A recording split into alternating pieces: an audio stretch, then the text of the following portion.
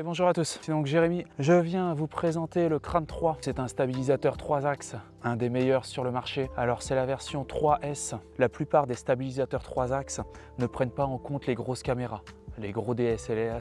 En général, la plupart des stabilisateurs prennent des petits appareils photo, voire des moyens appareils photo.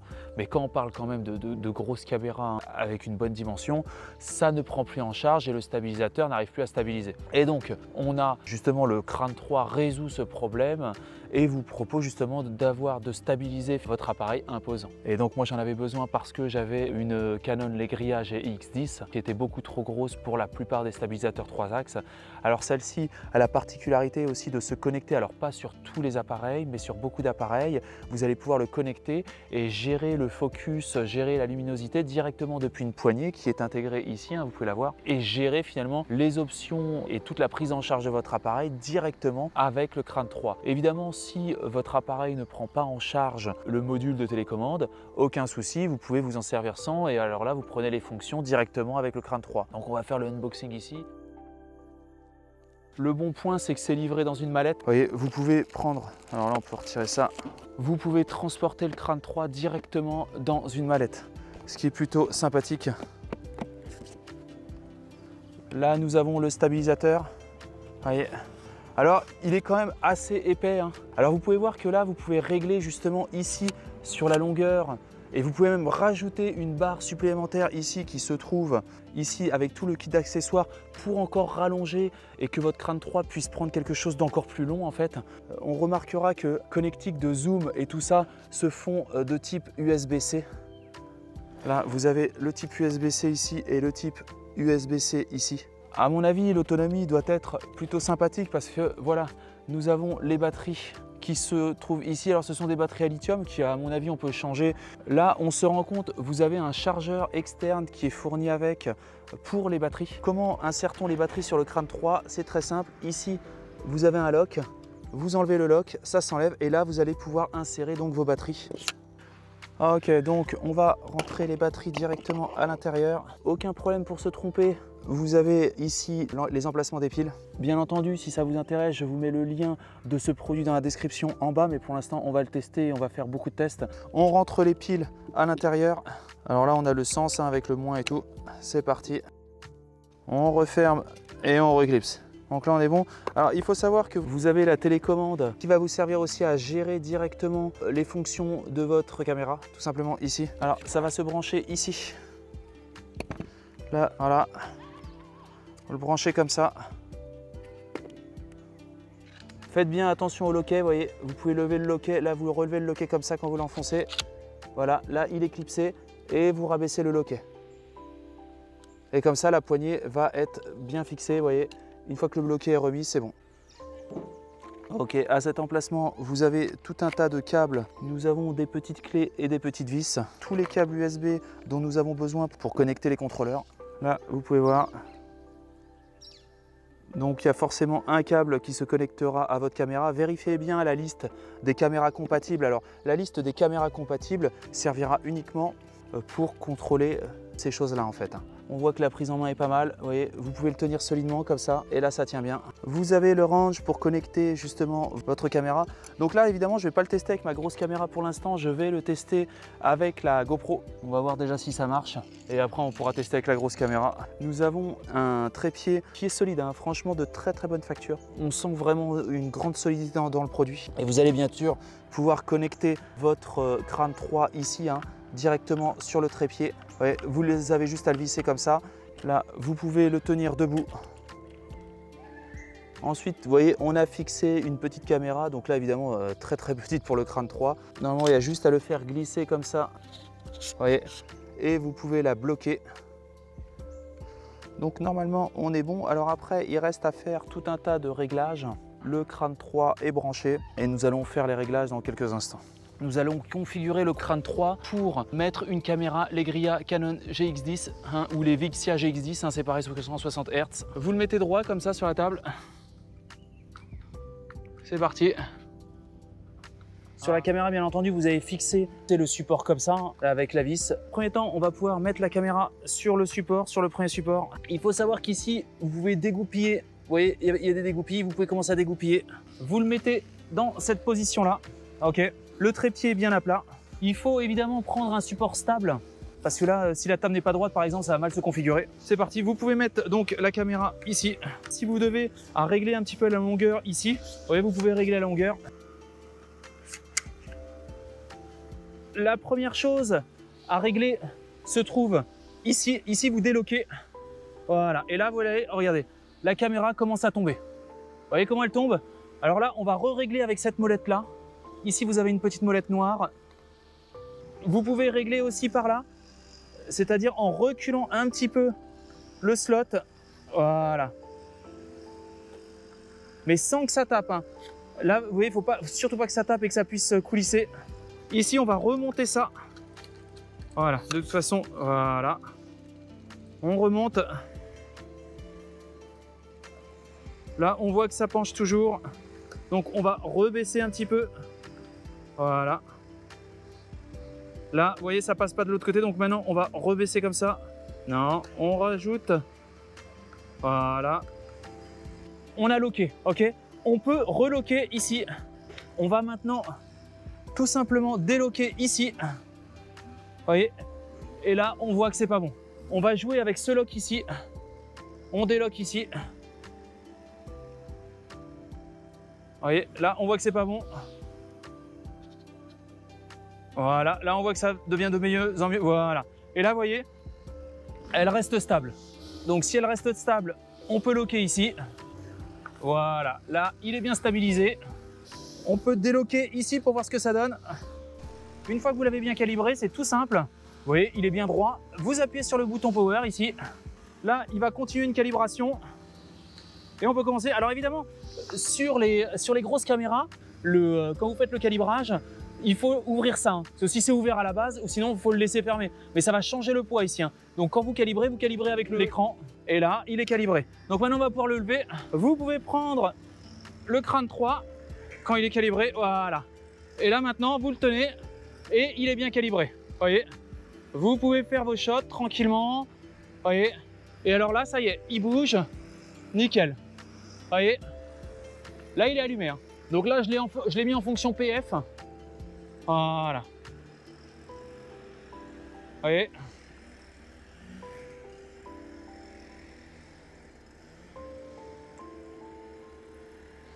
Vous pouvez gérer avec la molette ici, ce qui est très sympa. Vous avez un joystick. Vous voyez? Et avec le joystick, ça me permet de bouger carrément, de bouger la caméra. Alors, suivant la pression du joystick, rapidement ou lentement. Et là, ça bouge tout seul. Ouais, fantastique. Alors, je peux bouger évidemment, mais en même temps, bouger avec le joystick. Par contre, évidemment, mieux vaut être quand même un peu costaud parce que c'est quand même assez lourd ce truc-là, surtout si vous avez une grosse caméra. Ou sinon, vous pouvez vous acheter un harnais sur le dos. Et écoutez, au final, un très bon produit. Je vous mets bien entendu le lien du produit dans la description si ça vous intéresse. Je vous le conseille. Quand vous avez terminé la configuration, vous pouvez carrément laisser la configuration, vous voyez. Là, j'ai laissé la configuration et vous pouvez l'emmener comme ça avec la configuration. Hein. Ça sert à rien d'à chaque fois enlever la configuration et tout. Par contre, après, évidemment, quand vous avez laissé votre configuration custom, vous pouvez plus la remettre dans le sac. Il vous faut un nouveau truc pour transporter le crâne 3. Là, après, évidemment, vous pouvez le tenir comme ça. Vous voyez, vous pouvez le tenir comme ça. Alors comme ça, évidemment, c'est beaucoup moins épuisant. Le joystick marche toujours. Hein, dans un cas comme ça, vous avez toujours le joystick, histoire de pouvoir contrôler. Voilà, et là vous pouvez le tenir comme ça, vous pouvez le tenir comme ça, hop, et tourner tranquillement et filmer. Voilà. Voyez. Et donc avec ça, une très grande stabilisation. Voilà. Mettez-vous pour l'instant en mode PF. PF, moi j'aime beaucoup, on va dire c'est un suivi de focus light le PF. Ça vous permet de garder quand même un focus et de rester quand même, vous voyez, et quand même de bouger si vous aviez besoin. Vous pouvez aller gauche, droite, vous voyez, c'est plutôt sympa. Ce qui est très pratique là en mode PF, c'est que même si vous êtes sur un trépied, parce qu'après là moi je l'ai combiné avec un trépied avec une tête caillère, avec une tête coulissante caillère et sur un gros trépied, Alors là c'est le petit, mais parce que le trépied est utilisé là pour la GoPro. Quand vous êtes avec un trépied, vous pouvez tout simplement gérer avec le joystick, là avec ce joystick là, ou alors avec le joystick de votre téléphone. Il faut savoir que le Crane 3 est compatible avec votre téléphone. Vous pouvez gérer l'intégralité du focus et même du joystick et tout directement depuis Crane 3. Et là ça vous permet finalement, vous voyez, ça vous permet de bouger avec le joystick, vous contrôlez. Et alors là avec cette manette là, quand vous le connectez au port USB-C de votre caméra, vous pouvez contrôler le focus, la luminosité, vous pouvez gérer l'intégralité de la caméra à condition qu'elle soit compatible avec le Crane 3. Voilà, gérer l'intégralité de la configuration de votre caméra directement depuis la manette. Là, vous avez le zoom, des zooms, vous avez absolument tout, c'est fantastique. Mais encore faut-il qu'il soit compatible et c'est pas tous les appareils photo et encore moins les caméscopes qui sont compatibles avec le Crane 3. Donc vérifiez la liste de compatibilité de votre matériel avant de vous lancer dans toute cette histoire. Une fois que vous avez fait ça, vous pouvez donc vous déplacer. Alors, ce qui est plutôt intéressant, c'est que vous êtes comme ça et vous partez comme ça. Ça vous permet de tenir, vous avez une meilleure stabilité. Voilà. Vous avez une bien meilleure stabilité et vous pouvez tenir comme ça, faire des plans vers le haut, vers le bas. Je vous montrerai bien entendu à la fin de la vidéo des images prises avec ce stabilisateur. C'est un des meilleurs stabilisateurs du marché. Une touche très intéressante est la touche Go que vous pouvez trouver. Alors évidemment parce que là il essaye de garder le focus. Voilà. Ah super. Alors vous voyez, vous avez la touche Go. Vous pouvez appuyer sur la touche Go et la touche Go, on peut la considérer comme une touche action. Vous voyez, là, la touche Go, vous voyez, maintenant on est resté bloqué. La caméra est absolument restée bloquée, elle ne bouge plus. Vous pouvez relâcher la touche Go et vous repartez en mode PF. Vous voyez, vous pouvez la remanipuler avec le joystick, vous rappuyez sur la touche Go et vous sentez une dureté et là voilà. Et là, ça vous permet finalement de suivre de manière très fluide, de manière très douce la scène. Vous voyez, mais sans à-coups. C'est-à-dire qu'il faut savoir que les moteurs, vous avez 3 moteurs qui sont actifs.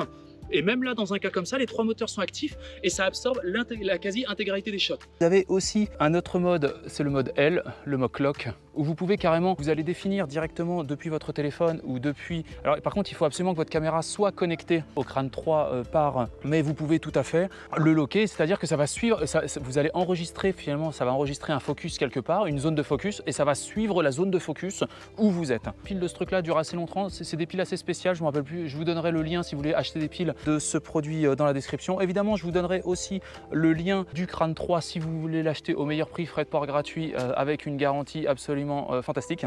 Ici, alors on remarquera quand même, tout a été pensé, hein. Vous pouvez prendre une photo, si vous deviez prendre une photo directement en plus de la caméra, vous pouvez prendre une photo ici. Ici, vous avez le bouton REC, si vous deviez enregistrer directement, vous voyez, comme ça vous le tenez et hop, et vous appuyez sur enregistrer. Ça évite de manipuler la caméra quand vous êtes en shoot. Vous avez aussi les différents modes. Il faut savoir, dans une autre vidéo, je vous montrerai comment faire, de reconfigurer la stabilisation. En fait, vous avez un menu et vous pouvez aussi le gérer depuis votre téléphone, hein. Il faut savoir, vous pouvez le configurer depuis votre téléphone. Et là, depuis ce menu, vous pouvez configurer une meilleure stabilisation, c'est-à-dire reconfigurer la stabilisation des moteurs. Et en fait, ça va vous demander, vous allez devoir placer le produit dans certaines positions et ça va valider en fait les mécanismes. Vous allez toucher.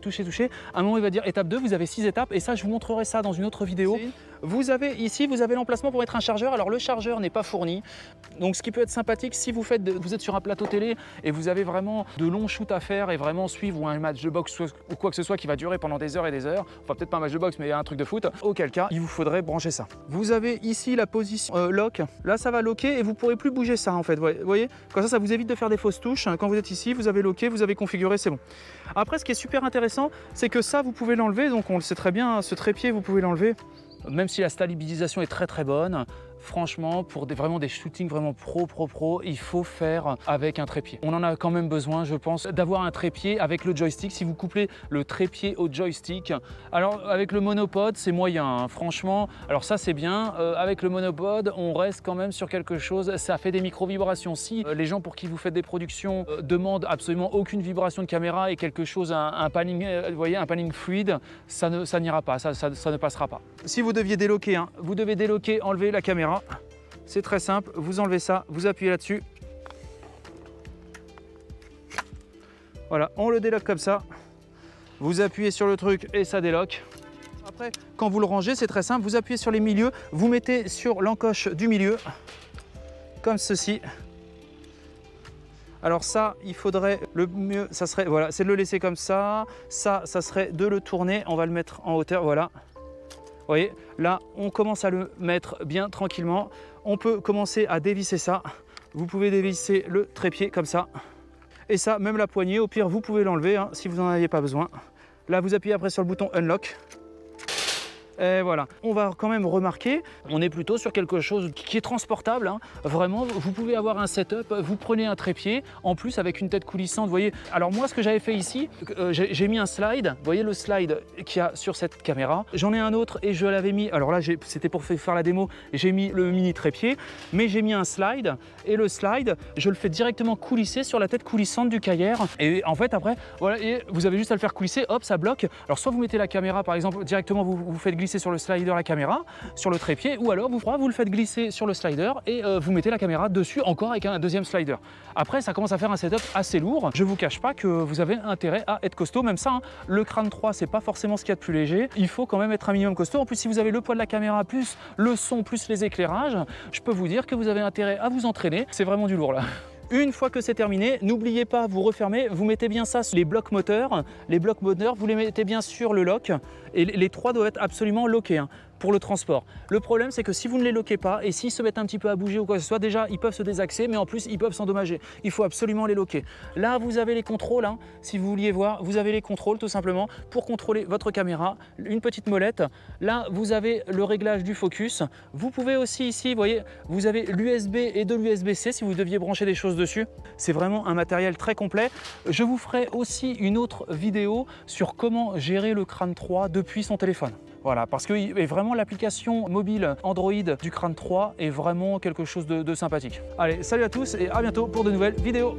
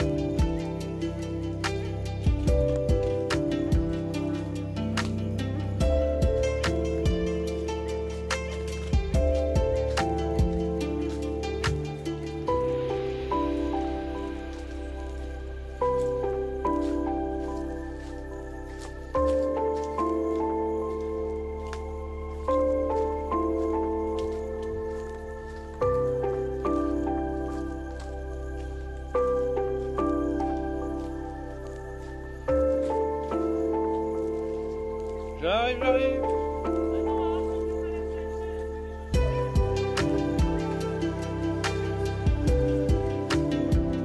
Un grand merci pour avoir visionné cette vidéo en entier. Si cette vidéo vous a plu, n'hésitez pas à vous inscrire sur ma chaîne et à liker cette vidéo. Un petit pouce bleu fait toujours plaisir et m'encourage dans mon travail. Je vous encourage aussi à laisser un commentaire si vous avez des remarques par rapport à la vidéo ou bien à la réalisation. Merci à tous et à bientôt.